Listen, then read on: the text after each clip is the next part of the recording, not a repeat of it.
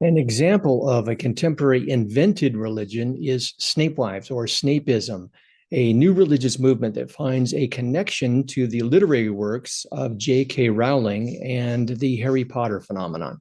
In this episode of the podcast, Dr. Zoe Alderton will share her research in the new religious movement and invented religion of Snapewives. Stay tuned.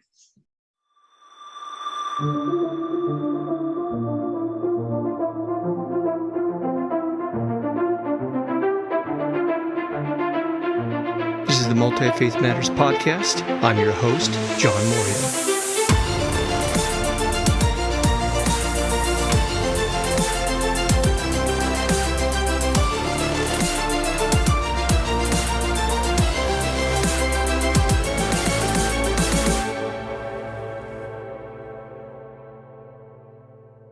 Well, this is the podcast for Multi-Faith Matters. I am the host, John Moorhead, and I'm privileged to have today, all the way from Australia, Dr. Zoe Alderton.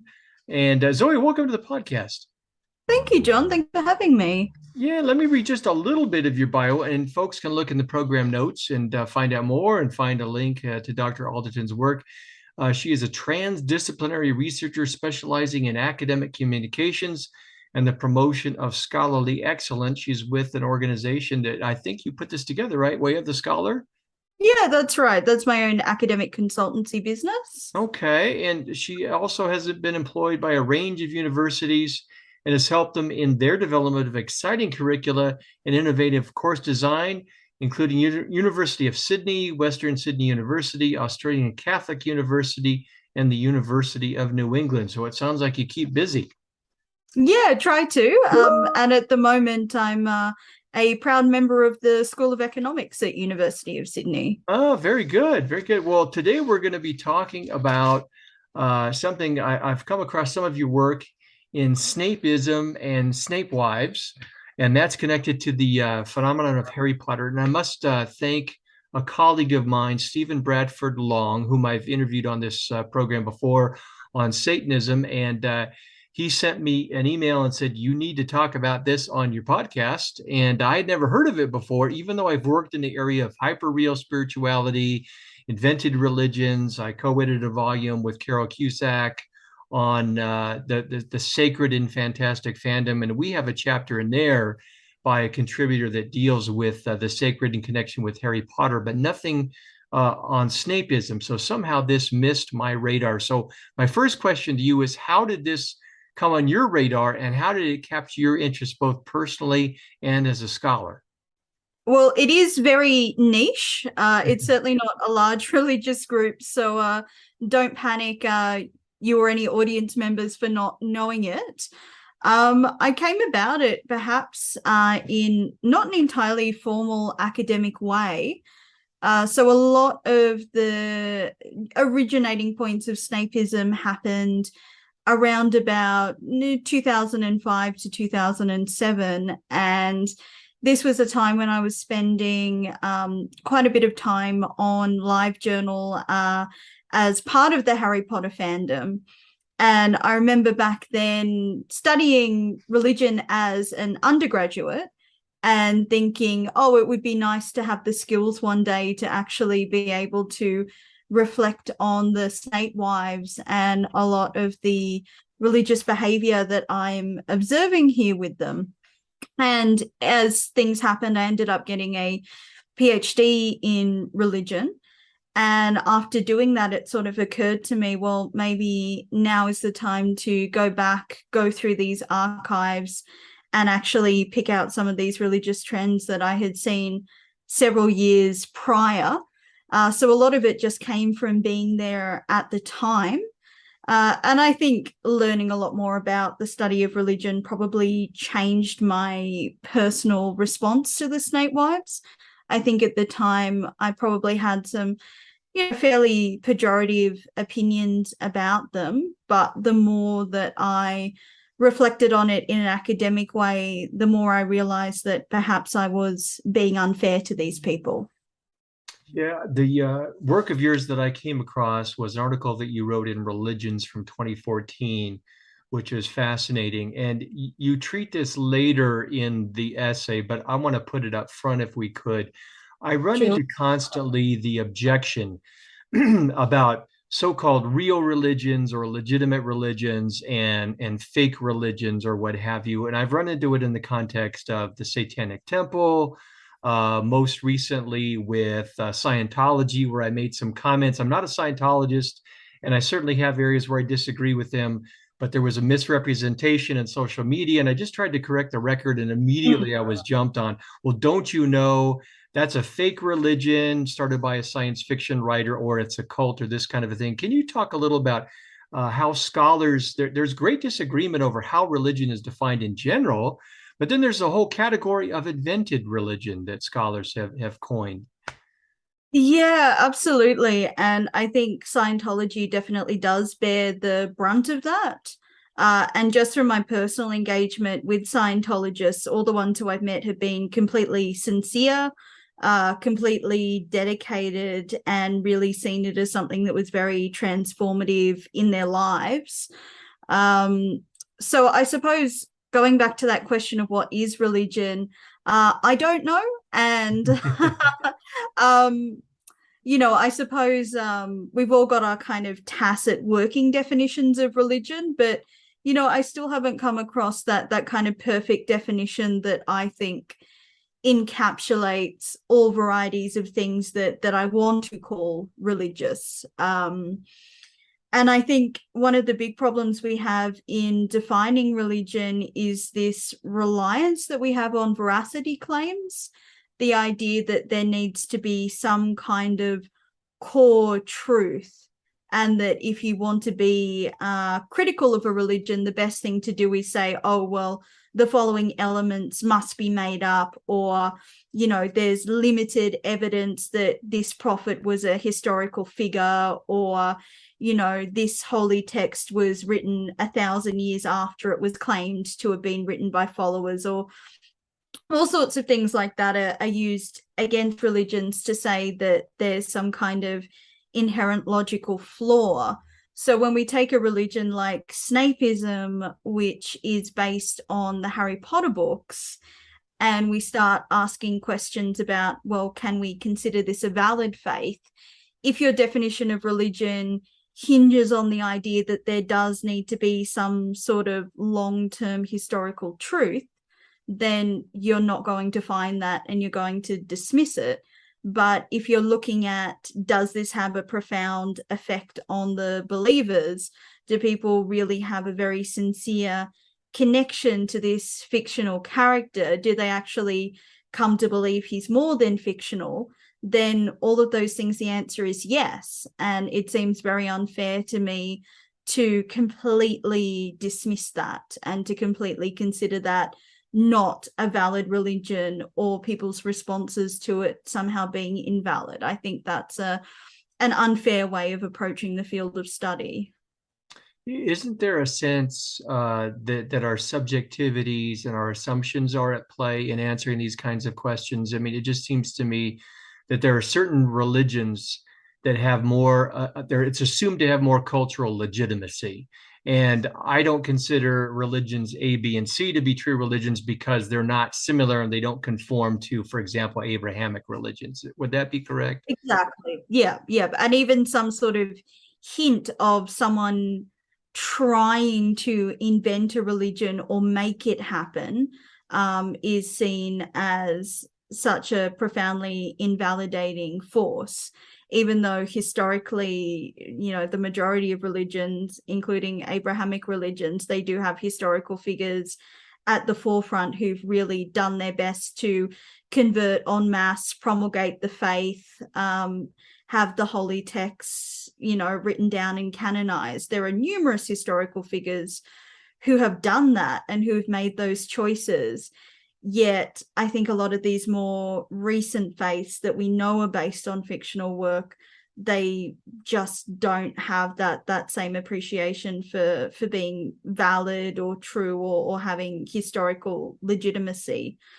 And I think that's a shame. I think we miss out on a lot if that's our only set of criteria for what makes a religion valid or what makes someone's spiritual experiences valid. So having addressed that critical concern, and hopefully folks can just kind of bracket that for a while and have a little more open mind as they consider the rest of our conversation. We're in an era now where the human desire for religion and religiosity and spirituality has a whole new set of tools to draw upon, literature and film and the internet and these kinds of things. So what is Snapeism? How is it an example of something new in our time? Well, a lot of what has caused Snapeism is that rise of user-generated content on social media. So a really new kind of paradigm shift that those of us who are old enough have been able to witness emerging in its entirety. So I think that's had a huge impact on the way that religion and also religious communities have developed. And when we have a look at the core Snapewives, they're not living in the same areas as each other. Some of them are living in different parts of the world. They're sharing ideas remotely, and they're coming to this sort of core decision about what the religion is and how they should behave through these international discussions that just weren't feasible in real time, even 30 years ago. So I think there's a huge kind of technological barrier that's been overcome that does allow people from different backgrounds who have intense shared interests and to really talk to each other about those niche interests. And I don't think that would be possible before social media. I don't think the Snapists could have come together. And I also think that we wouldn't have so much of a record of what they said and how they felt. So it's not just this religion existing on social media, it's also me as a researcher being able to comb through social media, have a look at archived comments and assemble those. Living in Australia where there really is no Snapeism tradition at all, that doesn't prevent me any more than, it doesn't put me at any kind of disadvantage compared to any researcher who can speak English looking at these texts. So it's helped in that regard as well. But I think it's just really quite amazing and quite, historically unprecedented that we could talk to each other in such an international scale and also have so many dregs of our conversations just lurking around on the internet, archived beyond what we might actually want, because there really is no evidence that anyone who's been engaged with Snapeism is still engaged or actually wants any of this material out there to be discussed. But it's an archivist's paradise on the internet these days.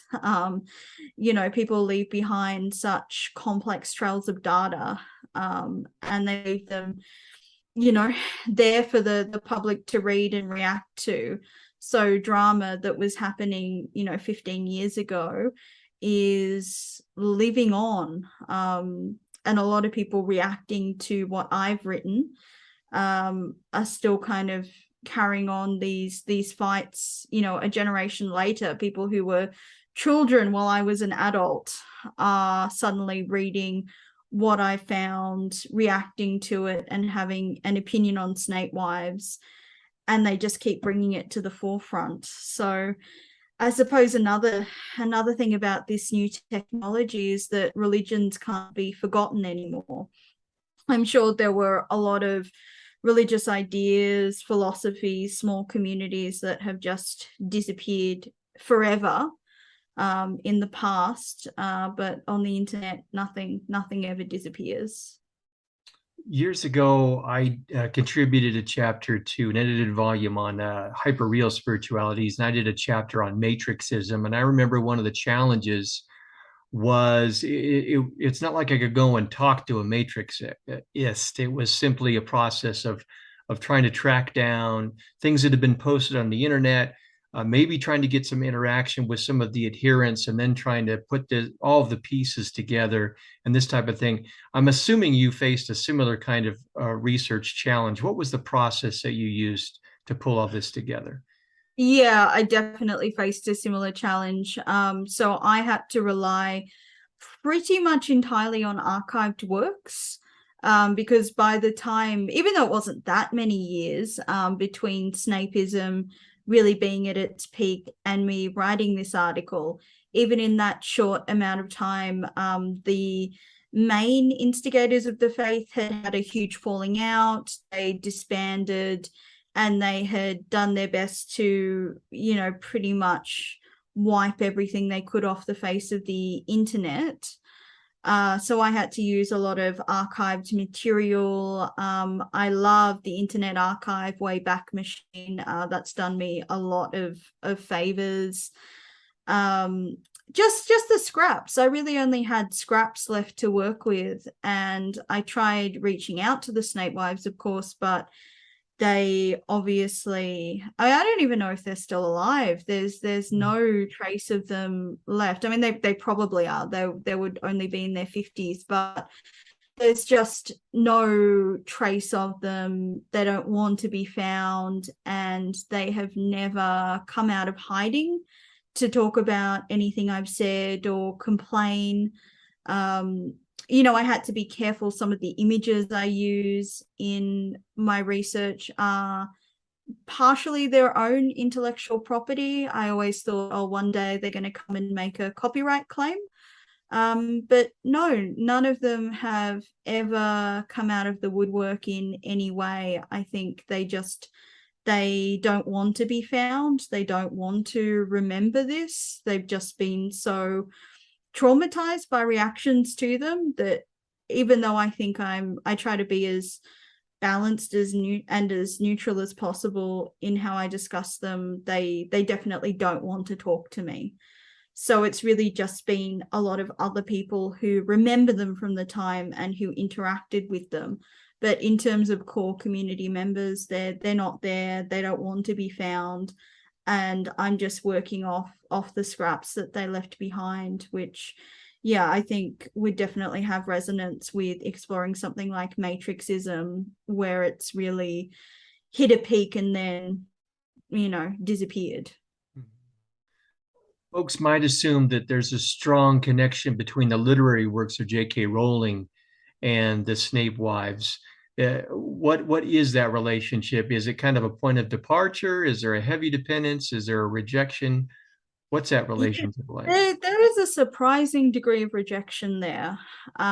So first of all, I think the Snape wives were on pretty good terms with J.K. Rowling. They thought that, she was well, I think all of us started off with the very kind of normative assumption that she's the author of a book or a series of books. They're very imaginative books.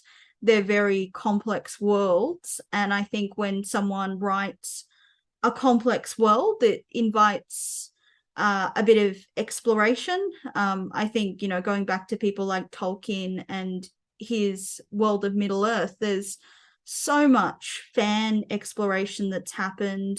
The same with things like Star Trek, which is sort of the original example of modern fandom. When you have a world that's so complex with so many characters, it invites your own personal thoughts and your own personal daydreams about it.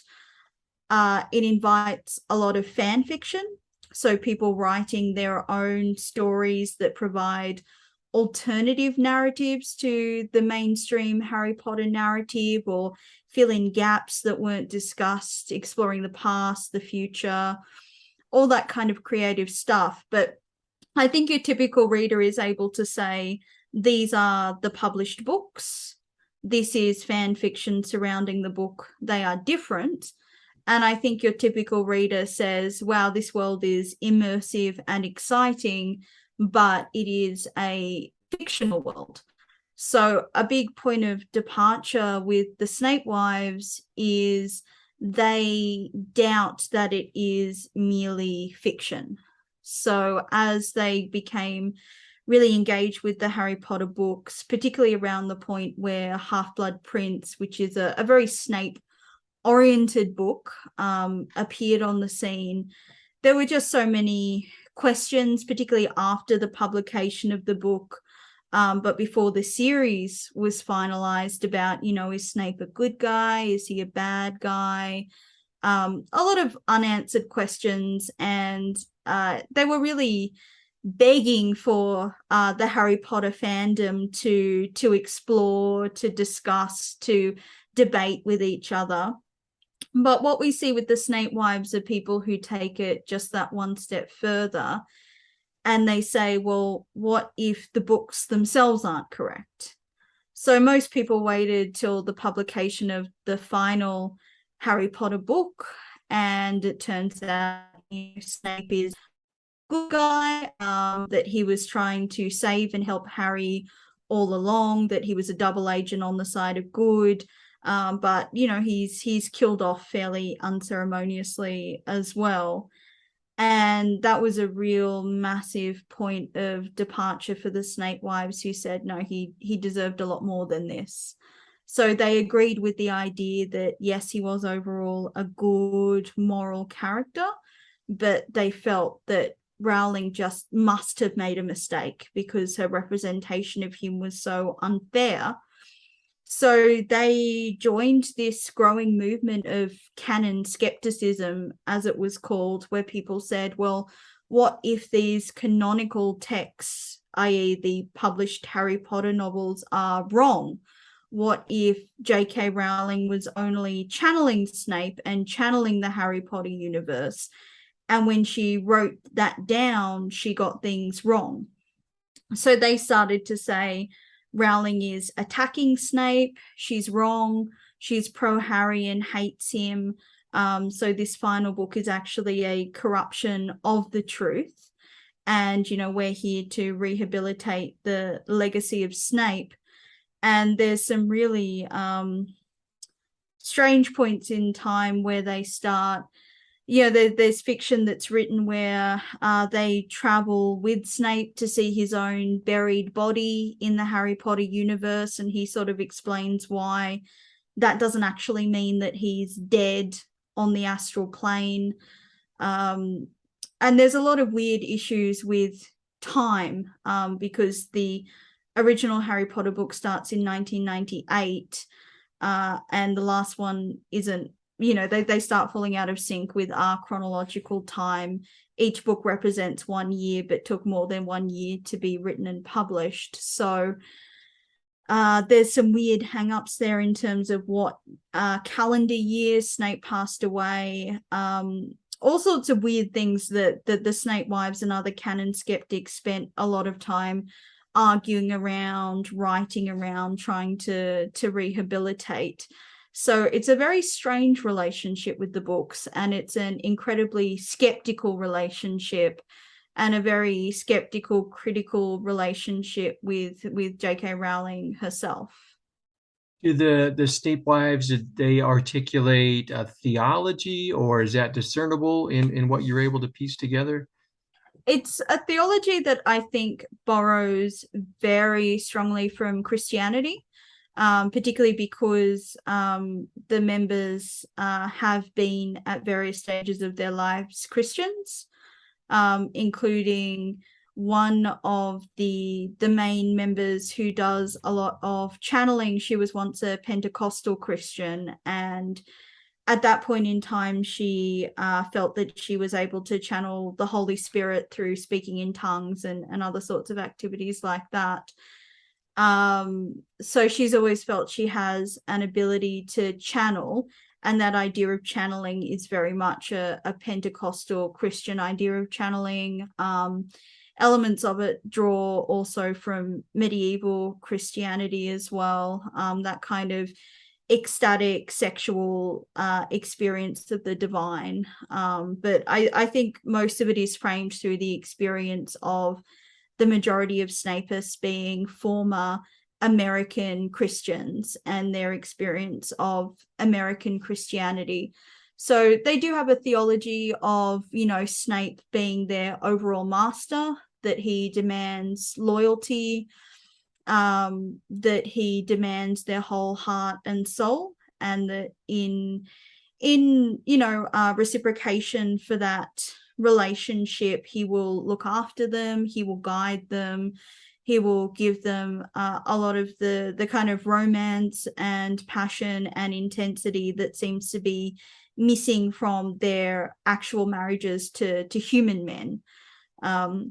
There's also a few moral codes that pop up from time to time. So Snape is, according to them, very much against homosexuality. They have pretty strong prohibitions about that.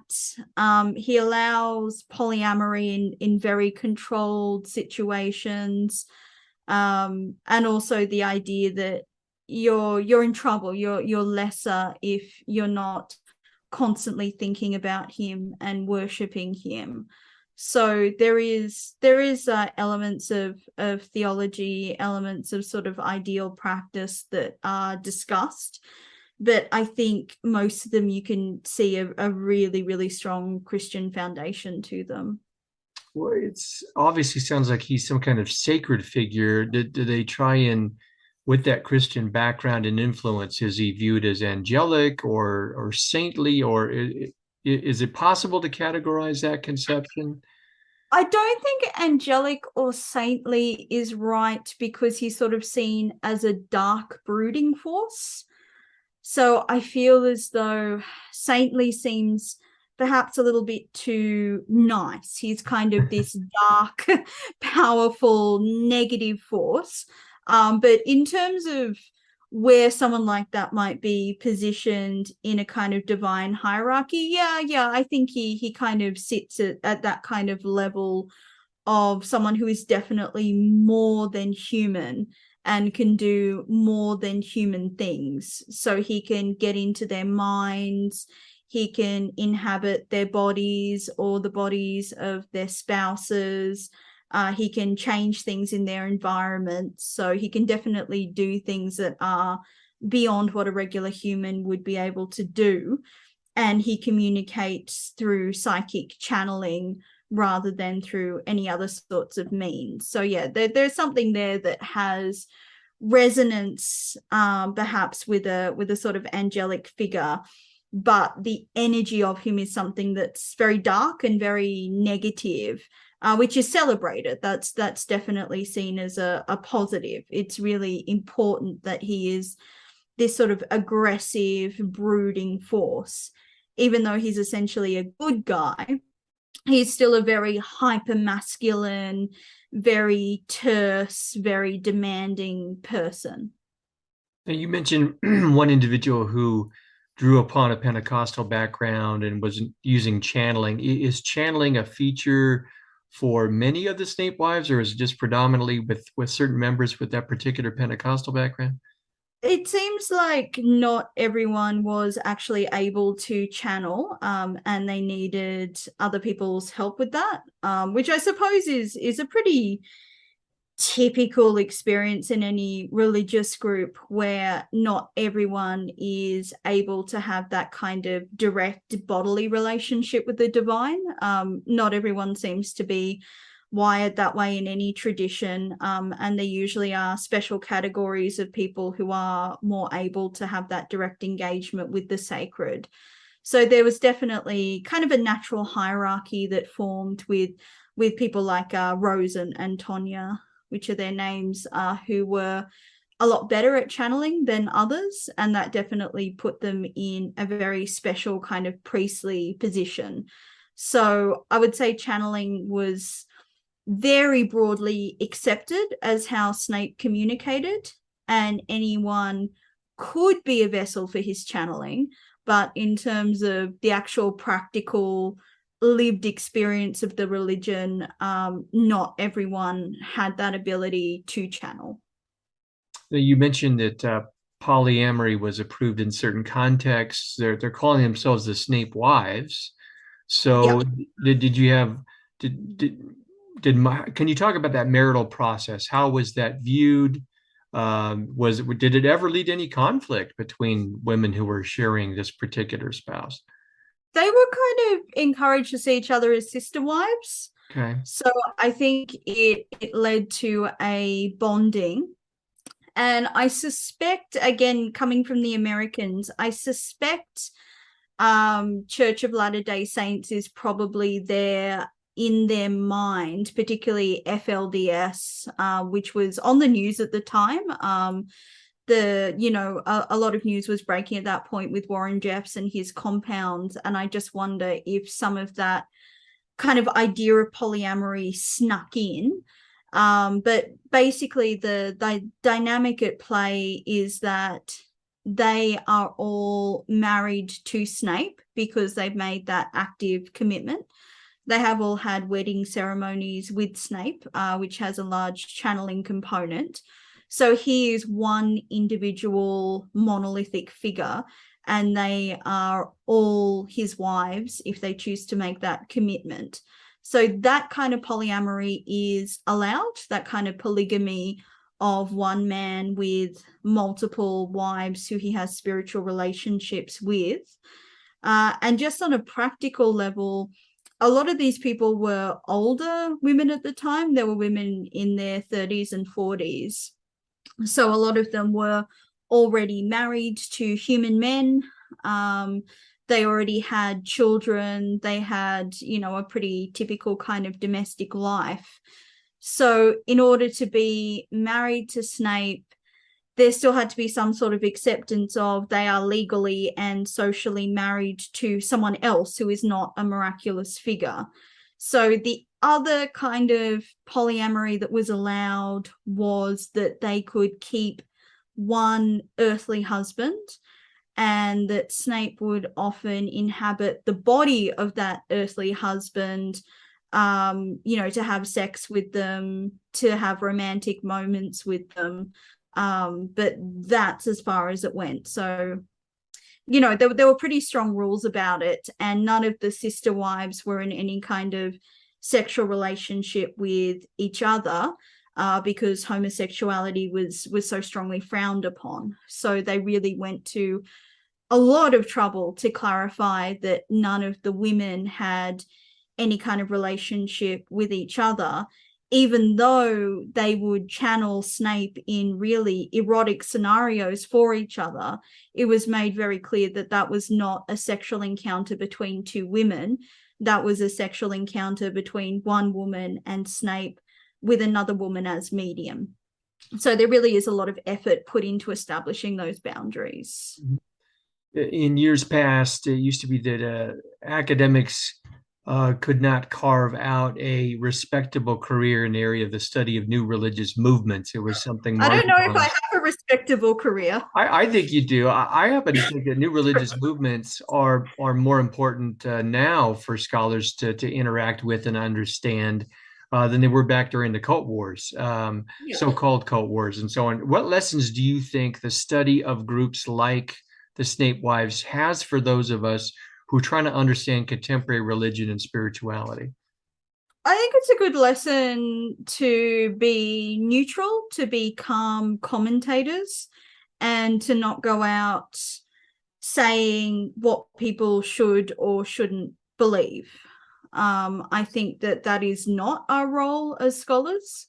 So if you're something like a biblical historian, then yeah, okay, you can go through, you can date manuscripts, you can point out flaws, you can point out things like multiple author hypotheses. That's fine. But I think that generally from a religious studies standpoint, it's not our job to look at people's sacred texts or their belief systems and to say this is right or this is wrong or this is better or this is more real than something else. And I think when we're faced with something like a fiction-based religion, so your example of Matrixism, there's also Jediism, which started in part as a way of protesting Australian census and the fact that we get asked what our religion is as part of our census every 4 years, and people do feel very uncomfortable about that. So when you have things that clearly have this fictional origin, there's that temptation to be like, well, that's not valid, that's not real, this is just made up from a fictional text. And I think it's good practice to be looking at some of these religions where we can see their origin point. There's no kind of, thousands of years of historical ambiguity. We can see exactly where the religion started, who started it. It's very easy to see logical inconsistencies. It's very easy to watch the downfall of leaders and to judge the religion based on that. And I think that's too easy. That's not fair. And it's not a reflection on anyone's actual lived experience. So I think it's really good, like looking at something like Snapewives. Do I personally think that Severus Snape is anything more than a fictional character? No. But do I think that he actually has some kind of existence beyond that because he's real to people and he lives in people's imagination and they really are having very sincere experiences, forming deep community bonds? Yeah, I think that's real as well. So I think it's a good challenge to us, even if we can see the entirety of a religion's development, even if we can see things where we personally are like, well, I don't agree with that, or this is clearly a misrepresentation of history, or what a horrible person has been involved in this faith. It still shouldn't be something that makes us completely go against its validity as something that's incredibly meaningful for the people who are part of it. These communities are real, even if we want to say, okay, Snape's not real, he's a fictional character.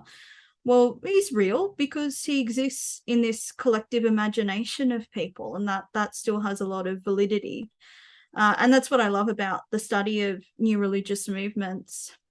And I also really respect organizations like CESNA, which are there looking at new religious movements, taking them incredibly seriously and liaising with them directly, doing a lot of work to promote the fact that new religious movements are very valid, very important parts of people's lives. And it's not our job to go around saying, well, that's not real, or this is too new to be true, or I don't think you had that spiritual experience. Our job is to instead have a look at the communities, talk, see what they get out of it, and to really respect that as something that's deeply sincere, just as sincere as people's relationships with any other older or more, in inverted commas, traditional faiths. So I think an extreme example like Snapeism, where the vast majority of people are going to say, this is a bit ridiculous, and that's the reaction you get just consistently from Snapeism is, this is ridiculous. Well, I think that's a good challenge to us as scholars and people who aren't scholars but who are interested is, why do you think you have the right to say something that's so unpleasant about something that means so much to the people involved? Why can't you spend a moment looking at the actual meaning of this tradition rather than unpacking what you think is a shady historical past? Because I can assure you, every religion has a shady historical past. Every religion has big question marks over it. Every religion has problematic members. Every religion's had dramatic fallings out. Like, there is no religion that is completely different from all of the others, completely immune from these things. Any religion involving human beings has got its problems. Exactly. Sure. Yeah, completely. Yeah. Well, I just enjoyed your paper so much, and I will include a link to that, and I hope folks will seek that out. Do you have any other? It's open access, so they should be able Okay. to. Really fantastic that I was able to do that. But the publishers very kindly gave it to me open access for free. So it is something that everyone, even if you're not a member of an institution or an institutional library, you can still read this. Fantastic. Do you have any books related to this or anything you're working on that you want to? No, this was a real little standalone thing. It was something that I'd wanted to get off my chest for 6 or 7 years, and something that I never had the skill set at the time to analyze. but it was just living in my head rent free, and I had to release the Snapewives on the world. But I got to say, there has been some really interesting commentary about my article after the fact. My favorite is by one of the people who was my friend, still my friend, but during those fandom days, Ashley Reese, who wrote for Jezebel about Snapewives and interviewed me for that. So there's been some really interesting feedback and really interesting reactions to the paper. And I've been really pleasantly surprised by how many people said, oh, hey, actually, yeah, maybe I am being a bit unfair here. Maybe my focus is on the wrong thing. And other people who just want to use it to laugh at, which is fine as well. I'm not offended by these things. But no, it's a dead end in my own research journey. I don't think I'm pretty bad at referencing. I'm a serial self-referencer. And I don't think I've ever referenced this one again. But if people want to find out more about the Snapewives, there is some really, really interesting commentary that has been sparked. And that's all I wanted to do with this paper. I just wanted to capture an era in time and bring it back to life for people who are my age, or bring it to life for a whole lot of people who are, 20 years younger than me and really interested in reading about it. So no, you can't find any more of my work that relates to this, but there's plenty out there by other people who are amazing commentators, and stuff by people who are terrible commentators. But it's fun. It's fun. Yeah. Well, hopefully the link will get you some more readers for this work, and maybe lead folks to some other work that other folks are doing, as well as other subjects that you're tackling. Look, if anyone wants to know about the aesthetics of self-harm, I've got you covered, but that might be a little bit of a leap. Or if anyone wants some communication and economic skills, come and enroll in my courses. But I feel like that may be a little too much of a leap, but hey. You never know. You never know. But no, well, you never know. That's right. Well, I appreciate your flexibility. We had a little time challenge coordinating our calendars, but I really appreciate the time and you coming here on the podcast to share your expertise and the research that went into this. Oh, thank you. It's been wonderful to talk about it. And if anyone wants to reach out to me with any questions or comments, I'm happy to keep the discussion going as well. Fantastic. Well, again, I want folks to look at the program notes for Zoe Alderton's bio and link to this open access journal article for more information. And you can reach out if you have any more questions to her. And I would like to just thank everyone for watching and listening until the next episode of the Multi-Faith Matters podcast.